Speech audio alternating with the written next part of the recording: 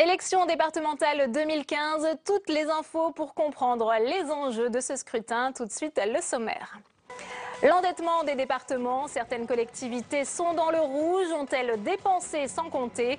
Reportage en Corrèze, un département présidentiel qui croule sous le poids de la dette. Le piège du redécoupage, les nouvelles règles électorales sont-elles en train de se retourner contre le Parti socialiste? Les explications dans ce journal. Aux urnes, citoyens, à 5 jours du scrutin, il est encore temps de faire une procuration pour aller voter dimanche. Saveria Rojek nous expliquera la marche à suivre dans un instant. De Jacques Chirac à François Hollande, la Corrèze a porté au pouvoir 2 présidents et pourtant ce département est loin de faire figure d'exemple en matière de gestion des finances publiques. C'est même le plus endetté de France. Reportage de Jérôme Rabier et Paul Bouffard. Donc vous sortez vos iPads et vous lancez l'application iTunes U. Partie 2, chapitre 2. Nous sommes donc dans le grand 2. Comment les hommes produisent-ils les spermatozoïdes? À côté de sa trousse, en cours de biologie, Loane a toujours sa tablette numérique. À l'aide de l'échelle sur la photo ci-dessus, calculer la taille réelle d'un spermatozoïde en micromètres. Objectif, intégrer cet outil dans la pédagogie, sans toutefois oublier le livre et le papier. Depuis 2008, chaque année, ça coûte au département 1,3 million d'euros en moyenne. Un coût qui fait polémique, la dette plane sur la Corrèze. Investir dans des tablettes, est-ce bien nécessaire pour le département? C'est un investissement sur l'avenir, c'est un investissement sur le souhait des élus et d'être certainement en avance, mais ça préfigure simplement ce que sera l'éducation demain. C'est pas après-demain, c'est tout simplement demain. La Corrèze, un département dans le rouge, le plus endetté de France en 2014. Aujourd'hui, 363 millions d'euros d'arriérés. Un département présidentiel aussi. Jacques Chirac, François Hollande, ils ont tous les deux présidé la Corrèze avant de s'occuper de la France. À Tulle, de mémoire de journaliste, la dette a déjà quelques années. C'était un département qui avait besoin d'un grand développement dans les années 2000. Donc la droite qui était au pouvoir jusqu'en 2008 a fortement investi, notamment entre 2004 et 2007, pour beaucoup de raisons, notamment parce que Jacques Chirac était au pouvoir à l'époque et il fallait que le département... Enfin, c'était sa vitrine. Donc la gauche qui gère le département aujourd'hui dit que l'investissement de l'époque pouvait paraître nécessaire. C'est son rythme qui peut être contesté et du coup le rythme de l'endettement qui a suivi qui peut être contesté. Sur les hauteurs de Tulle, le Conseil général tente d'éponger cette dette. On la chiffre à 1 500 € par habitant. Dominique Sceaux est en première ligne. Directeur des services du département, il était déjà là à l'époque de François Hollande. Aujourd'hui, pas question d'arrêter d'investir malgré une annuité qui pèse. 40 millions d'euros sur un budget total de 333 millions d'euros. Vous voyez, donc c'est en fait un peu plus de 10% du budget total. Mais c'est néanmoins un chiffre considérable. Nous ne sommes plus dans l'inflation. Nous sommes dans le, si possible, maintien, voire même, il peut nous arriver de faire des choix qui tendent à faire baisser ces dépenses, parce qu'il n'y a pas de secret. La palme de la dette, nous l'avons encore pendant 5-10 ans, parce qu'une dette, ça dure 15 ans. Coup de rabot au CG. Quand la droite investissait 100 millions avant 2008, la gauche investit seulement 40 millions depuis 2008. Et pourtant, on tente de s'inscrire dans les grandes politiques nationales, surtout en matière d'environnement. À quelques kilomètres de Tulle, une maison corrézienne avec des fenêtres flambant neuves. Damien a pu refaire l'isolation thermique de son domicile grâce aux subventions du département. Je vois les chiffres, donc nous avons obtenu 4 678 €, ce qui est à peu près un tiers du budget total, et ce qui est colossal. Sans ça, nous n'aurions pas pu faire ces travaux. Derrière le sourire de Damien, la réalité corrézienne est de moins en moins rose. Le département vit avec la baisse des dotations de l'État, réduite de 4,5 millions d'euros cette année.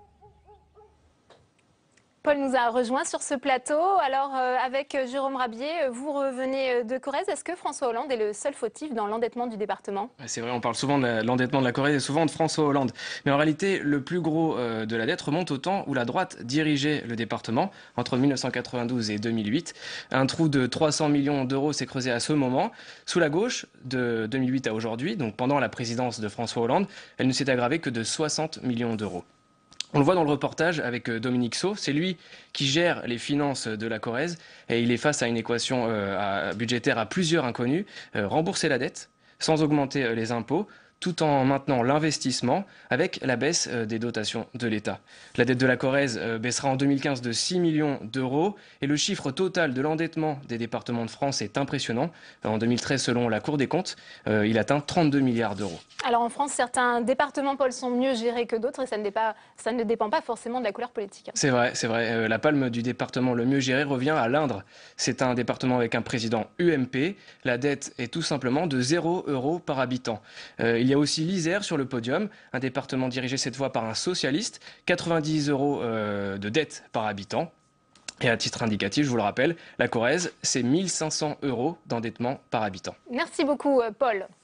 Redécoupage des cantons, parité, relèvement du seuil pour accéder au second tour. La réforme électorale voulue par le Parti socialiste en 2013 pourrait avoir des effets dévastateurs sur le scrutin des départementales.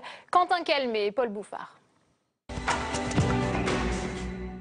Une carte des cantons divisée par deux, un seuil d'électeurs relevé pour se maintenir au second tour. La réforme électorale pourrait coûter cher aux socialistes, une épine dans la botte du parti à 4 jours du vote.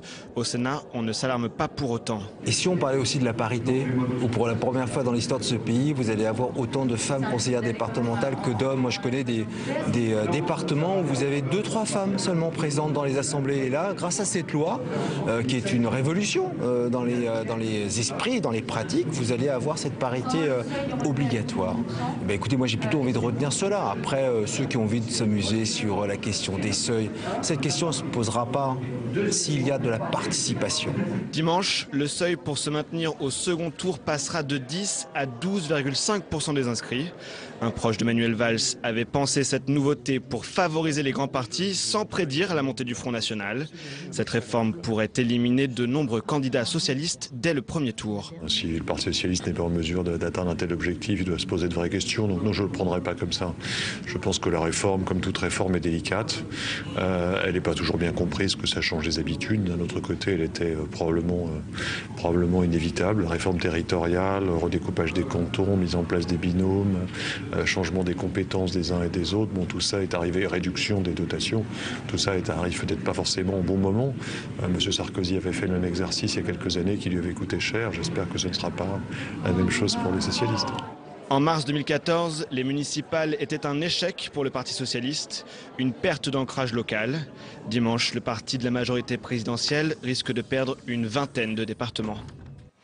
Et j'accueille les chroniqueurs de ce journal des départementales. Saveria Rejec, avec vous, on va parler dans un instant des procurations. Et Mickaël Zamès pour tous les échos de la campagne. Alors Mickaël, on a beaucoup parlé du Front National, mais c'est vrai qu'au soir du premier tour, le parti de Marine Le Pen devrait être l'un des grands gagnants de ce scrutin. Oui, en tout cas, ils auront des conseillers partout en France. Et c'est ça le but du Front National aujourd'hui, c'est de émailler tout le territoire national, devenir un parti national, des conseillers, oui, un conseil départemental, peut-être un petit peu trop tôt pour le dire. Écoutez, Florian Philippot, c'est le vice-président du Front National, il était l'invité de Preuve par 3. L'ambiance est l'optimisme, c'est vrai. On est en tout cas sur le terrain, on se bat, on fait campagne, on bat campagne et on espère avoir un maximum d'élus départementaux. D'ailleurs, on en appelle à la participation la plus large possible parce qu'on nous vend depuis des jours et des jours une forte abstention, comme si on l'a souhaité. À partir de la barre de 20% au niveau national, on sait qu'on provoque un maximum de second tour. Voilà, souvent en duel, parce qu'il y aura peut-être pas beaucoup de triangulaires, souvent en duel, mais en tout cas beaucoup de second tour. Et c'est important, bien sûr, pour, déjà, peut-être que ça éliminera notamment le Parti socialiste de beaucoup de second tour, et puis ça nous permettra d'avoir des victoires ensuite au second. Je reviens juste aussi sur un point, l'histoire de premier parti de France, etc. De toute façon, nous serons le premier parti de France. Voilà, la preuve par l'action en tout cas de Florian Philippot. Marine Le Pen, elle met le paquet actuellement à travers tous les départements de France et particulièrement sur 3 départements. Regardez la carte, 3 départements que le Front National vise pour une victoire. Le Vaucluse, ce n'est pas pour rien que la présidente du Front National est allée aux côtés de Marion Maréchal Le Pen, c'est son département. La gauche tient les rênes de ce département, mais elle part unie mais divisée un petit peu avec l'extrême gauche notamment. Elle perd du terrain. La droite, elle a 2 candidats, donc elle part complètement divisé. Donc il y a une vraie chance pour le Front National dans le Vaucluse qui avait voté à 36% lors des dernières municipales. Est-ce que c'est le seul département, Mickaël, qui pourrait basculer? Eh bien, je vous propose de regarder la carte. À nouveau, le Var, c'est la plus grosse fédération. Le Pénis, le parti, a son seul conseiller général dans ce département. Il a gagné des mairies, un siège de sénateur. Bref, là aussi, le jeu est très, très ouvert. Et l'autre prise possible pour le Front National, c'est plus au nord, dans l'Aisne. Oui, dans l'Aisne, si on regarde le sondage qui a été fait par l'Institut Odoxa, le FN serait en passe de l'emporter. Il se prête 41% des voix au premier tour. Ces candidats sont quasiment sûrs et certains d'être au deuxième tour dans 21 cantons que contient ce département. Autre indication, et pas des moindres, qui va vous donner un petit peu l'humeur des électeurs, c'est que 28% de ceux qui ont voté pour François Hollande en 2012 veulent voter aujourd'hui Front National au premier tour. Merci Mickaël, et d'ailleurs je vous incite à lire sur ce sujet et sur ce département de l'Aisne le reportage photo de notre journaliste web François Vignal sur publicsénat.fr. Que vous soyez en vacances, au travail ou tout simplement malade, vous ne pouvez pas vous déplacer dimanche et vous voulez faire une procuration, il est encore temps, Saveria, n'est-ce pas? Oui. Alors d'abord, une information, la plus importante, c'est que vous avez jusqu'au samedi 21 mars, jusqu'à ce samedi, pour faire cette procuration. Ensuite, la première étape est de choisir votre mandataire. C'est la personne qui va voter en votre nom. Une obligation, il doit être inscrit sur les mêmes listes électorales, les listes électorales de la même commune que vous, mais pas forcément dans le même bureau de vote. Attention, votre mandataire ne peut pas avoir reçu d'autres procurations en France. La procuration, elle peut concerner le premier tour, le second tour ou même les deux tours. Elle peut aussi, et c'est bon à savoir, concerner toutes les élections dans un délai d'1 an, y compris donc les prochaines élections régionales. Alors une fois que vous avez choisi votre mandataire, vous devez remplir le formulaire en ligne ou bien le faire directement dans les tribunaux, les commissariats, les gendarmeries ou les consulats. Attention, si vous le remplissez en ligne, ne le faites pas à la main, mais de votre ordinateur directement avant de l'imprimer. Votre procuration pourrait être refusée si elle est écrite à la main. Alors j'ai choisi mon mandataire, j'ai complété le formulaire, qu'est-ce qu'il me reste à faire, Saveria? Alors là, effectivement, il faut se rendre physiquement à la gendarmerie, au tribunal d'instance, au consulat, au commissariat de la commune où vous résidez. Attention de bien penser à prendre avec vous vos papiers d'identité. Pourquoi d'ailleurs faut-il se déplacer? Eh bien justement pour prouver la réalité de votre consentement. Vous avez donc, on l'a dit, jusqu'à samedi pour le faire. Le plus tôt est le mieux évidemment, car il faut le temps pour que votre procuration arrive dans votre commune. Le jour du vote, votre mandataire n'a plus qu'à se présenter dans votre bureau de vote muni de sa pièce d'identité. Enfin, dernière information, sachez que cette procuration peut être résiliée à tout moment. Sachez aussi que si vous ne trouvez personne à qui donner votre procuration, vous pouvez demander au parti pour lequel vous voulez voter. Merci beaucoup, Saveria. À suivre la revue de presse quotidienne régionale préparée par Pierre-Henri Gergonne. Bonjour à tous, la démocratie a un prix et vous allez le voir, les élections départementales en sont un nouvel exemple. C'est le journal Capital qui a adressé la note et qui a fait la facture pour les Français. Un petit rappel d'abord, le gouvernement avait prévu de dématérialiser la propagande électorale via Internet bien sûr, mais badaboum, le Parlement avait retoqué le projet. Du coup, la facture prévue à 85 millions d'euros devrait atteindre 156 millions. Les coûts de l'élection cantonale n'ont cessé d'enfler, 114 millions au début des années 2000, 156 millions aujourd'hui, une situation qui peut sembler paradoxale si l'on considère que le nombre de cantons a été divisé par 2, mais qui s'explique par un nombre équivalent, sinon supérieur, d'élus départementaux qui dépassent aujourd'hui les 4100. Capital qui va même chercher la petite bête pour nous apprendre que pour une commune, par exemple, un panneau électoral coûte 150 €, un isoloir 110 € et une urne 140 €. Le défenseur des droits, lui aussi, se lance dans ces élections, pas comme candidat bien sûr, mais comme donneur de bons conseils. Jacques Toubon nous apprend var matin, rappelle aux maires les mesures à prendre pour garantir et pour faciliter l'accès au vote des personnes handicapées. Le défenseur des droits leur a transmis des recommandations. Il porte notamment sur l'accès bien sûr au bureau de vote, sur l'utilisation du matériel électoral et sur la désignation éventuelle d'un assesseur spécialement attitré aux personnes handicapées. Un rappel utile lors des dernières élections municipales cette fois. eh bien, les services du défenseur des droits avaient enregistré 65 réclamations, parmi elles celle d'une seule personne qui, elle, n'avait pu aller voter. Mais pourquoi diable la Martinique et la Guyane ne sont pas concernés par les élections de dimanche? C'est France Outre-mer Première qui, sans embâge, pose cette question. Une question légitime. Guyane comme Martinique sont en effet des départements français. Alors, que comprendre simplement que ces deux départements d'outre-mer eh bien, sont voués à disparaître, fusionnés bientôt avec le Conseil régional.